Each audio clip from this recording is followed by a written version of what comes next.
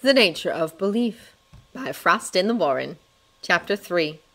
I'm empty and I'm cold. Past. Hidden in the forest of Burgess was a cave. It wasn't small, nor was it very large. The entrance was kept hidden by brambles and large rocks unknown to anyone but the spirit that had taken up residence within. Jack liked his cave, or den, as he'd taken to calling it. It was one room, and had a surprisingly high ceiling where the entrance was. He'd actually discovered it by tripping and falling into the cave. After the initial shock had worn off, he'd taken a shine to it. He'd cleared out the remnants of the previous inhabitants, foxes, it looked like, and began the process of making it his own. It wasn't a house, but he could make it as much of a home as he could, because he was sick of not having one, sick of having nothing but the lake to come back to. He was a wanderer, always would be, but the simple knowledge that he would have a place to come back to for his infrequent rests, or when he simply wanted to hide himself away, was a wonderful reprieve. He'd carved shelves into the stone walls for his possessions, few but growing in number, gotten on hands and knees and scrubbed the floors until the rock gleamed as much as the simple stones could, and widened the entrance so that 3 Jacks would have been able to fit through at once. He loved how it doubled to serve as a skylight. He built furniture for his home, and it hadn't taken too long to master the skill, his hands seeming to already know what to do, even as he learned. A table and chairs, a chest, a loom, a small bookshelf, and a knob he then embedded in a niche in the rock to hang his staff on. In the center, under the entrance skylight, was his bed. It was actually more of a nest of ratty blankets and pillows, some of which he'd made himself. He'd made a set of knitting needles 50 years in, and the loom wasn't there for decoration. The creations might have been a bit odd, made from yarn scraps as they were, but they were well made and durable, and Jack was proud of his skill. Now 95 years after his awakening, and 91 since he discovered his den, Jack surveyed his home. He would sometimes spend months away from it as he pursued new interests, but in the end he always came back. Today he admired the newest additions. Jack had been trying to gain the attention of Nicholas St. North for decades. Once he'd discovered the existence of the Guardian of Wonder, Jack had latched on fervently. Surely Jack must show up on the naughty or nice lists. North must have noticed him. Jack had heard his name being whispered by his fellow spirits, touted as a myth. If they knew of him, even as a myth, then North would definitely know as well, and would have to make the connection between the myth and Jack's name on the list. He'd have to realize that Jack was real. He just had to. But North never came on Christmas Eve, no matter how bad or good Jack was. So this year, Jack had pulled out all the stops. This year, Jack had been an angel. No pranks, no mischief, no huge snowstorms. He'd even decorated his den for the occasion. The cave had been comfortable with the amount of furniture, but felt a bit cramped with the small evergreen tree Jack had acquired. It had 15 or 20 hand-carved ornaments hanging from its limbs. Jack had spent a lot of his time this year making them. They were a sufficient distraction to help keep him out of mischief. But his favorite, his masterpiece, was the angel. She was about 1 foot tall, hollow in the middle, and an open bottomed so she could be stuck on the top. She wore a flowing dress, the folds painstakingly carved, her wings each feather detailed to finite accuracy, curved elegantly around her shoulders and hands, which cupped a tiny snowflake. But it was the face he liked the most, because it was her face, the little girl that had smiled and said his name so long ago. He'd spent days smoothing and carving, hardly daring to make a cut unless it was perfect, from her smiling lips to her laughing eyes. And there it was, sitting atop the tree that looked every bit like it belonged, not just on the tree, but here in his home. Jack checked the cookies on the table, and hadn't they been a pain to bake? The kitchen he borrowed the use of had taken forever to clean, and he still sported a few burns on his fingers, and the glass of milk he'd had to collect himself. Jack decided he really didn't like cows, especially when they kicked you. The stocking he'd knit himself was plain, all grays and off-whites with a band of out-of-place green, but it would do. The only thing left was the letter. Jack didn't take notice of his shaky breaths as he folded the paper reverently, slipping it under one of the cookies as a paperweight. The letter had been a last-minute addition, deciding that if he was going to do this right, then he was going to do this right, even if it meant voicing on paper his hopes and wants to a stranger. That done, Jack blew out all but one of the numerous candles in his room, the one on the table, and crawled into his nest-like bed. staring up through the skylight that was the closest thing to a chimney he had, and that he liked to keep open anyway just to watch the sky. Jack stared at the moon. Basking in the moonlight, Jack closed his eyes and let himself hope. Forcing a sleep he didn't necessarily need. Jack felt wonder curl in his stomach, excited despite himself for Christmas morning. He shouldn't have been so disappointed when nothing had changed the next morning, but he was. Jack wrapped his hands around his knees, pressing his mouth into his arms and peering at the empty space beneath the tree. His gaze swiveled to the uneaten cookies, the empty stocking, the unread letter, and back to the tree. He did this several times and sighed long and deep. "You knew it was a long shot, Jack," he said to himself. He sighed again, and his eyes settled firmly on the letter. Bitter resolve pursed his lips, and Jack stood. He straightened his rumpled clothing and ran a hand through his bedhead. He swiped the letter up, took his staff, and called on Wind to fly him north. If North wasn't coming to him, then Jack would come to North. It took a while for Jack to breach the wards. 4 weeks, in fact. It wasn't like they hurt him or anything. They just kept unfamiliar magical signatures out, as long as the spirit was not hostile, that is. Otherwise, they fried you to a crisp, rather than merely repelling. It hadn't been hard to resonate his magical core with the wards on magic once he'd figured it out, but it never would have worked if his magic and the ward's magic hadn't also been similar. Both wintry, Jack's more so, and hinted with something bright. After that, the workshop had been ridiculously easy to get into. Open a window, skip down a few hallways, and Bob's your uncle. He'd reached the open doorway to the main floor, but he couldn't bring himself to go in. He hovered in the doorway and watched. There were large furry creatures, Yeti, if he recalled correctly, walking all around carrying toys and paints and tools. Strange contraptions flit through the air, colors and shapes and bright things on all sides. The entire place seemed to be full of such bustling fun, such wonder and life, and compared Jack, well, he was easily overwhelmed for a moment. He fought to take a step forward, but pulled back before he even set his foot down. So Jack stood there just watching, until the figure hovered at his side. A dark gray Yeti was staring at him. Jack jolted, breath stuttering, as he turned towards the Yeti. You can see me?"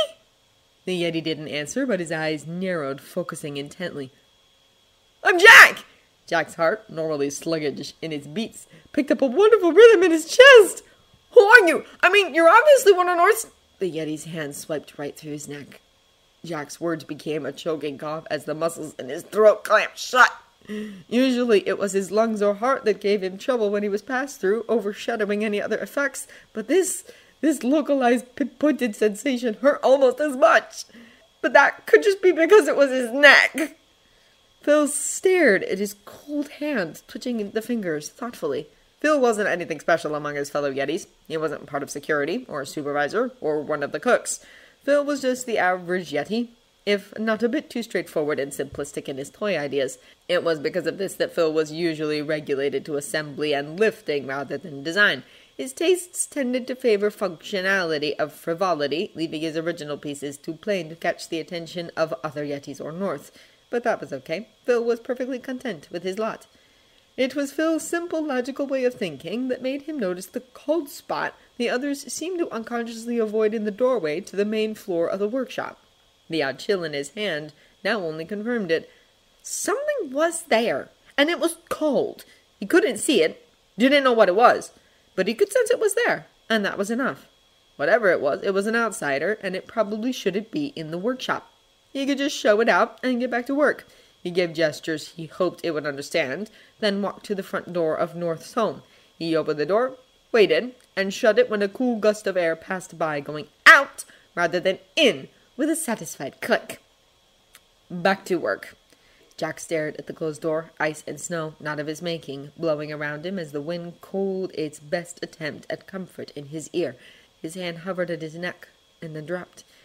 He sighed softly, held up his staff, and flew away. He would try again. Jack periodically broke in every few months for the next 3 years. Each time the Yeti, Phil, Jack had eventually learned, would show him out. Phil had been letting him stay longer each time, and Jack privately believed this was due to the fact no one but the Yeti was even aware he was there, even if the other never actually saw him. Jack's letter was still in hand, along with 3 others. He hadn't tried going all out for Christmas since the first attempt, but he did keep writing the letters. Even if he hadn't delivered them yet, he clung to the hope that one day he could. He hovered in the doorway, psyching himself up for the dozenth time to just go in, when he spotted the bulky figure in red heading his way. Nicholas St. North. Santa! A giddy, childish part of Jack awed Santa was walking beside him! Was more imposing than Jack had imagined, and definitely bigger, but the brightness of the big man's eyes made him feel so wonderful, and excitement curled in his stomach, and he knew he'd felt like this once before on Christmas Eve 3 years ago, and it was all so fantastic that for a few moments Jack simply forgot. Hi! Hi, North! Santa! I'm not sure which you'd prefer. I'm Jack Frost, and I... He clenched the letters and thrust them forward, and North was nearly upon him now. These are for you, my Christmas letters. They're not much, but I, just thought that maybe you might... Jack had to blink very quickly to get rid of the tears that formed when North walked through him. His lungs and heart clenched in agony, and he told himself that the pain is the cause for his tears, proving once more how bad he was at lying to himself. Phil didn't have to show him out this time, because Jack left on his own. He didn't come back. Hundreds of years later, Jack was still writing the letters, undelivered, dated, and hidden away in a chest in the den. Because someday, he told himself, someday, and he realized quietly that it was both his favorite and most hated word. Present. Jack's first thought, when he saw the sleigh, was that it was very red. The second was, where could he get one for himself? He giggled and whooped as it took the loops, launching into open air. He was perched on the back between Bunny and Shandy's shoulders, staff against his right arm. He smirked at Bunny, suddenly slicking the seat with ice. Petty? Yes. Childish? Almost definitely. But it helped ease the bitter thing dozing in his mind from Bunny's earlier words, so that was good enough for Jack. North opened a portal, and they flew through. Jack sat up as frigid air was replaced by warm humidity. He squinted as they approached the palace, black moving figures weaving in the air in the distance. North's "What?" was overtaken by screeches and neighs as the figures came upon them. Horses, black horses, chasing down and swallowing the tooth fairies, trapping the little things in their stomachs. Jack was moving before he could think. He struck down one horse, then another and another, frantically searching. He tried to keep the freed ones safe, but he couldn't hold them, their tiny bodies flying right through him. They were swallowed up again as quickly as they were free, quicker even. But as selfish as it is, he could not bring himself to worry for them as much as he'd like, for now his largest concern was Baby Tooth. Jack ducked and weaved through pillars and halls, searching with growing panic. Baby Tooth! He called. Baby Tooth, where are you? He jumped out the nearest window, clinging to the frame as he scanned the outside. He heard her before he saw her, 100 feet away at least, and coming towards him around the curve of a building. A nightmare nipped at her heels. Baby Tooth! She saw him, her squeak of relief echoing in his ears. He took off flying as fast as he could to reach her. Jack's hand reached as they came closer. If he could just grab her, get her away from the nightmare, he could tuck her into his hood and she'd be safe. He could hear her twittering, high-pitched and panicked. He could see her eyes, wide and dilated. He could feel her desperation in her tiny arms stretching what seemed to be just out of reach, just like his. And he knew that it came together in one terrible message. Jack, I'm scared! He cried out as she was snatched just past his fingertips. The nightmare never halted and barreled into Jack, knocking him off course. Jack halted his sudden spinning and darted after the nightmare. No! His voice was harsh. The nightmare led him to the interior of the palace, and Jack saw Pitch and the guardians trading insults. He paid them no mind. No! The nightmare disappeared in a shadow at the base of the pillar Pitch stood upon, looking down at the guardians, taking Baby Tooth with it. The guardians startled at its sudden appearance and disappearance, and Pitch laughed. Oh, it seems I nearly missed one. Pitch's voice was slick and smooth like oil on pavement during a sunny day, all shiny and gleaming and just waiting to be set on fire. No! Jack landed violently, scrambling to the shadow. He clawed at it, scraping and punching until his fingers were bruised and his knuckles bled. Give her back! He vaulted to his feet, whirling on the guardians who were listening to Pitch monologue. He got in North's face, lips twisted in an ugly snarl. Tell him to give her back! But North couldn't hear him, couldn't see him, couldn't help him. But fear and darkness and... Pitch's voice redirects the white haze of his anger, and he lunges upwards, landing and swiping at Pitch with his staff. It passes through, Pitch none the wiser. Give her back! He said, and his voice was cracking like the ice of glaciers. You have to give her back! But nothing happened. No one reacted. No one listened. Jack released a howl that carried with it a cold rage, slamming the butt of his staff to the ground and shooting small spikes of ice up around Pitch's feet. The boogeyman stopped in his diatribe, staring at the ice in shock and curiosity, just as Bunnyman threw his boomerangs. The Guardians and Jack chased Pitch until he disappeared by a spring and wall mural. Jack stared at the spot, staff clenched in a bloody grip. "He is gone," he heard North say. Jack breathed. For a few moments, it's all he could do as the rage faded away, replaced by a heavy stone of guilt and sorrow in his gut. He crouched, face pressed against his knees. Baby Tooth. "No! No! No such thing is too late!" Jack drew his face up enough to look at North with dull eyes. He spotted Toothiana, and a small flare of concern ignited in his chest. She didn't look too good. Baby Tooth had always spoken fondly of her mother, who was always willing to listen, even if she took Baby Tooth's stories about Jack as being the little fairy's overactive imagination. She was good to Baby Tooth. She was good in general. She didn't deserve to fade into a scrap of herself. Wait! Idea! Ha! North thrust his sword in Buddy's face, who reared back and looked at North like he'd gone insane. "We will collect the teeth!" Tooth startled. "What?" "We get teeth. Children keep believing. And you!" Tooth gesticulated madly. "We're talking 7 continents, millions of kids!" North waved her concerns away. "Give me a break. Do you know how many toys are delivered in one night?" Bunny stepped forward, new confidence in his smile. "Eggs are hard in one day." Tooth looked to Sandy, who gave an enthusiastic thumbs up. Jack watched with growing determination in his eyes. Before, Jack would have walked away and let the Guardians solve their own problems. He narrowed his eyes, and Baby Tooth's terrified face flashed across his mind. But now, Jack stood approaching the Guardians at a slow, casual pace that undermined the storm barely kept in check in his chest. Pitch had made it personal. He didn't know why the moon had chosen him to help. He didn't care. But right now, they were his best chance at saving Baby Tooth. If that meant joining them for now, we'd do it. He spread his arms akimbo when he reached them, a wide smile on his lips that turned his teeth into a sharp threat, and said to no one, "I'm in!"